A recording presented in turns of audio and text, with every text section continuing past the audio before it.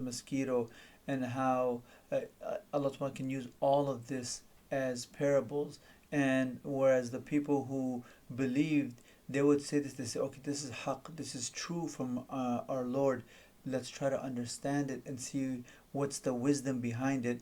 And those people who didn't want to believe, it actually furthered them away from Allah subhanahu wa ta'ala, where they would say, "Oh, why would Allah subhanahu wa ta'ala use some insect as a parable? He's Rabbul Alameen." And they try to compare it to their own poems, because in their own poems they would use things like lions and things like that, where they would compare themselves to it, not knowing that in the end it's Allah subhanahu wa ta'ala who created all of His creation. None of it was done haphazardly, none of it was done with they're all significant in their own way. So Allah subhanahu wa ta'ala uses the significance of all of creatures, whether it's the sun and it's a huge benefit that people get from it and its mass in creation, or it's something like the gnat or spider that we may take benefit one way or another, but we don't even realize it. Still, even if we're just taking benefit from its life and from the example of its creation, there's still benefit within that as well.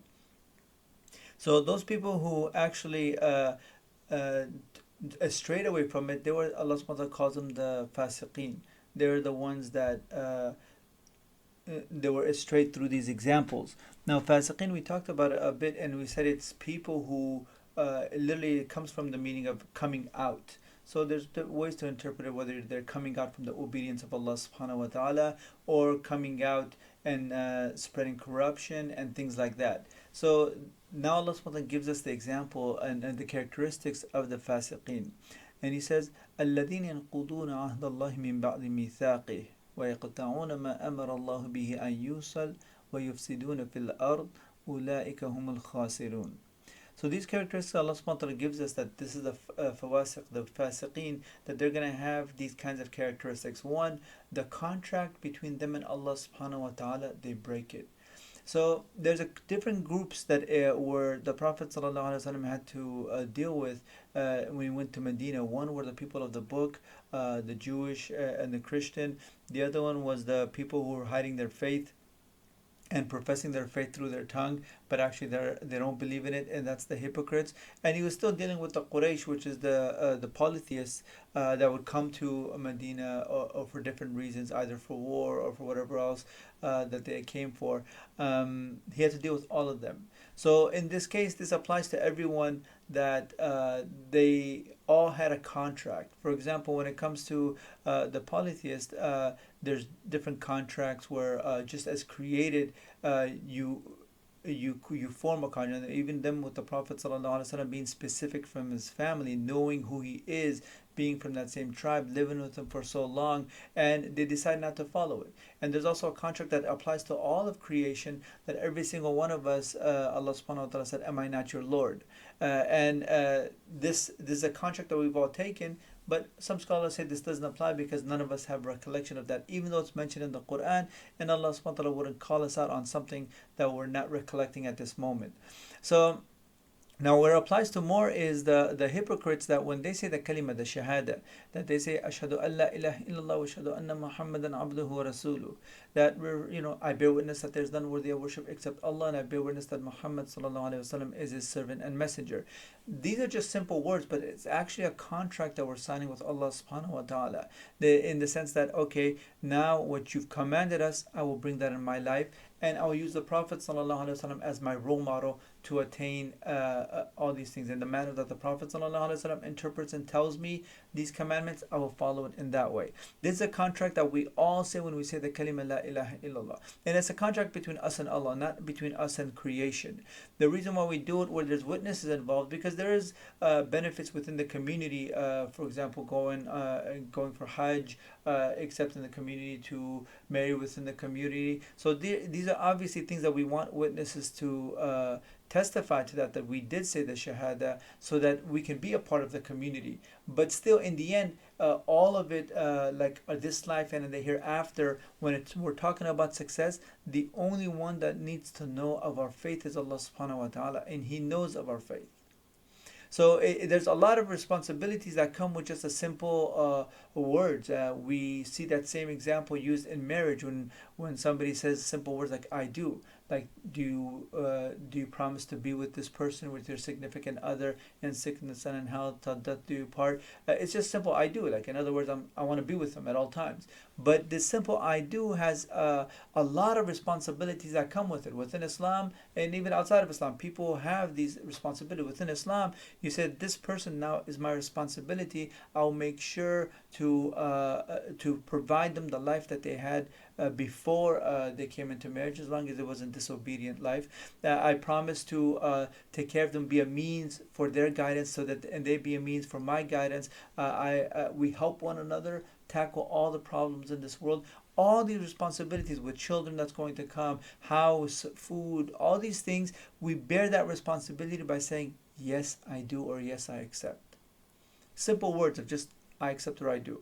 So the same way with the kalima, it's even a bigger contract, because this is another contract that we're making with another human being, which is important. But the one contract that we have with Allah subhanahu wa ta'ala, with the creator of our creation, this is us saying that I testify you to be my Lord and my God to be worshipped. And that comes with a lot of responsibilities. So for somebody to say it and then not act on it is them breaking that contract. Now, when it comes to, in this case, breaking the contract, they said it, but they don't believe in it. So it's like you sign your paper on something, but you have no intention of fulfilling that contract. Where people who are believers, they may fall short of that contract. There may be penalties, just like there would be in any other contract, but they're not ripping up the contract. Whereas the munafiqs, the hypocrites, they literally signed it, and as soon as they signed it, they ripped it up. They broke that contract. The other people that it applies to is the people of the book, because like in the Quran it says that Isa alayhi salam said that there's a person to come after me. His name is Ahmed. Follow him. The people of Bani Israel in that time, the Jewish tribes, they were in Medina for a reason. They weren't just there haphazardly thinking like, hey, let's go to the desert and live there. They were in the promised land. Why did they go to Medina? Because they're waiting for that prophet to come, and there's a promise, a contract that they had, that when this prophet comes, we're going to follow him. And they were hoping that that prophet came from their own families and from their tribes, but that wasn't the case. Regardless of where the prophet came from, there's still a contract that's there between you and Allah subhanahu wa ta'ala. So in all these cases, the contract was broken. Not by every single individual. A lot of people, whether it's from people of the book or the people of Medina, they accepted that contract. But certain of them, they were hypocritical with their contract, and other ones, they decided not to follow it and break it up and just stick with what their own faith was. So that's the first quality that Allah subhanahu wa ta'ala mentions of these people, the faasiqin. Then Allah subhanahu wa ta'ala says, وَيَقْطَعُونَ مَا أَمَرَ اللَّهُ بِهِ أَن يُوصَلْ, that they cut what Allah subhanahu wa ta'ala has commanded to make strong, to strengthen, to connect. They're cutting it. Now again, this applies to the same way when it comes to the Prophet sallallahu alaihi wasallam. Obviously, the one commandment we have in Islam, which involves cutting or strengthening, is the ties of kinship. And that's one of the things that in Islam, it's the first commandments, Silat al-Rahim, that was there, that you have to give importance to your kinship, to your family. Especially in that time, I mean, at that time, it's like if you don't give importance to your family or tribe, the whole tribe can be taken out. But even then, regardless of what kind of society we live in, one cannot just say that, okay, you know what, this is an independent society, I can live on my own, I don't need my family. We're still commanded to make that family strong, make sure our parents are given their rights, make sure our kids are given their rights, our siblings, we're talking to one another, family all across, and we all fall short. And in America, it's so easy to, because even me living here, you just get caught up in so many different things that you forget to even give calls to people. I mean, I'm at fault at this as well. But it doesn't mean that it's okay. It means we have to put forth effort to try to make our family ties strong. And even though it's like a horrible situation right now, kids are not going to school, a lot of parents are not going to work, it's horrible, but to look at the silver lining there is we can use this time to really understand our kids, to really spend time with our parents, to try to understand and see how everything is supposed to be, that we're outside of our normal schedules. Let's figure some things out. The other way that this can apply is that the hypocrites, what they did is they were commanded to keep the Prophet ﷺ, their relationship with him strong. and they decided to cut that. So they're supposed to be going and loving the Prophet ﷺ, understanding from him, but they're just mocking him and mocking the believers. And that's the last one. The interpretation is even Allah subhanahu wa ta'ala says, وَاعْتَصِمُوا بِحَبْلِ اللَّهِ جَمِيعًا, that there's a rope of Allah subhanahu wa ta'ala. All of you should hold on to that. And as believers and everyone, you're there to support one another to succeed, both in this life and in the hereafter. But what they do, they cut that rope. We don't want to be with this group, and instead they went to the other group, where the group of disbelievers, and they acted like they were with the believers. But then when they would go in there, said, no, we're with you. And then the final quality Allah subhanahu wa ta'ala says, وَيُفْسِدُونَ فِي الْأَرْضِ, that they spread corruption in the earth. And the easiest way to interpret is that they are going around disobeying Allah subhanahu wa ta'ala, which is a type of corruption. They're going around to the Prophet sallallahu alaihi wasallam, saying one thing to the believers, making everybody think that we're a part of you. But then whenever they get a chance, they'll put people and tribes and everybody into fights, and they're spreading corruption. Now Allah subhanahu wa ta'ala says, these people, أُولَٰئِكَ هُمُ الْخَاسِرُونَ, they are the losers. We're trying to attain success. We're trying to be winners in life and winners in the afterlife. And Allah subhanahu wa ta'ala says, these people, these faasiqin, that are having these kind of qualities when they have the opportunity to fulfill their contract, they have their opportunity to make their kinship strong, they have the opportunity to correct and spread righteousness, they're doing the exact opposite. They've lost. The main thing, like for example, if you look, it says, أُولَٰئِكَ هُمُ الْخَاسِرُونَ, they're the losers, where the believers say, أُولَٰئِكَ هُمُ الْوَارِثُونَ, in a different part of the Quran, that they're the inheritors. Now, there's a hadith where the Prophet ﷺ says, every single person has their place in Jannah, and every single person has their place in hell. Now, if we all do what we're supposed to, we will all go to Jannah. But if those people that decide not to, and when we all go to Jannah, we're going to be shown like, hey, say Alhamdulillah, be grateful to Allah subhanahu wa ta'ala's blessing, because this would have been your place in the hellfire. But you didn't do what the disobedience, you actually, every choice that you had, you made the right choice, or you made enough of the choice that brought you success. And now this is your place in Jannah. But what's going to happen is a lot of people are going to fall short. And not in the sense that they fall short where they will spend time in the hellfire and then be saved later. Completely not believe in Allah subhanahu wa ta'ala, or be eternally in the hellfire. Now what happens is that they lost their land, their property in paradise.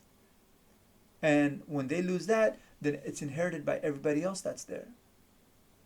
So it's a great loss that we lose in this life and in the hereafter. Now, the second type of loss that when I mentioned right now is that we lose in this life. If we take these qualities, these characteristics, imagine how much hardship we will go through that's not necessary in this life. Imagine just somebody makes a contract for something, whether it be for business or for, and they just after all break it. It's going to be very hard to get another contract. The only way they can do it is if they somehow hide it and go somewhere else where nobody knows them and create another contract on the pretense that they have never made a contract before. But if it's in their record, it's going to be very hard to establish something else. Family is such a supportive part of life that a lot of people neglect it, and then they're tackling the world and the problems all on their own. Whether it be with just their own issues, their family issues, kids, work, financial situation, all of it is just on their own because they just completely left their family to go away from it. And when we spread a little bit of corruption, I mean, it may look funny or it may look like we're getting away with it for a while. Imagine just one person putting two people into a fight. It's funny for a moment, or for whatever reason they did it, they took some benefit out of it, but eventually it's going to come out that this guy is just making problems amongst people. They will lose in this life. They will lose so much in this life, where it could have been so easy to just go through and just ride through the different situations and problems that life has to offer us. Because of all the support we have none, and we're just dealing with everything and just pressure coming from us from all sides. So we will lose both this life and the hereafter if we look at these qualities. But if we do the opposite of these qualities, and we instead of spreading, going out to spread corruption, we actually spread righteousness, two people, they get into an argument, we help them reconcile and come together.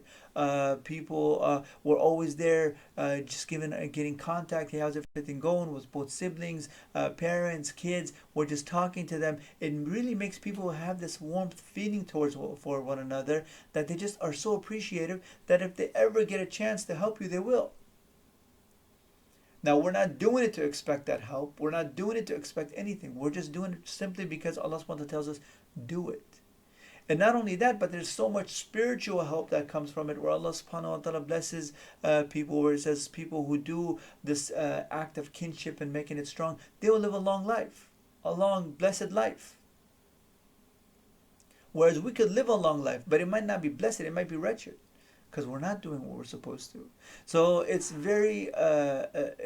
it's not very easy, but it's something there should be a lot of thought put into it, so that we can understand that, okay, these characteristics Allah subhanahu wa ta'ala says connects it to the faasiqin, which now we're talking about that group, which is the hypocrites. And we haven't really talked too much about the group that are the shayateen with the devilish acts. We're going to get into that later, and as the next story comes, it will actually be about the devil himself, and we're going to learn from that and different characteristics from there, that we can say, okay, I definitely do not want those devilish characteristics within me. So may Allah subhanahu wa ta'ala make it easy for all of us. May Allah subhanahu wa ta'ala forgive us for all of our shortcomings. Jazakumullahu khairan. Wassalamu alaikum wa rahmatullahi wa barakatuh.